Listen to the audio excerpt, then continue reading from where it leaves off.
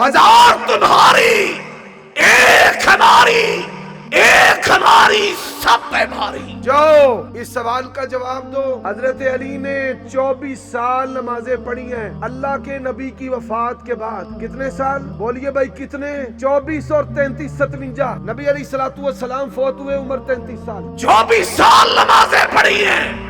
2 سال نمازیں حضرت ابو بکر کے پیچھے پڑھی. کوئی دنیا میں شیعہ مائی کلال اس بات کا انکار کر دے. حضرات آج کیوں کہتے ہیں کہ ہمیں نمازیں پڑھنے کی ضرورت نہیں؟ ان کو پتا ہے کہ اگر شیعہ نماز کی طرف جائے گا تو اس کی آنکھیں کھل جائیں گی کہ مولا علی کا امام ابو بکر ہے. 10 سال مولا علی کا امام عمر ہے.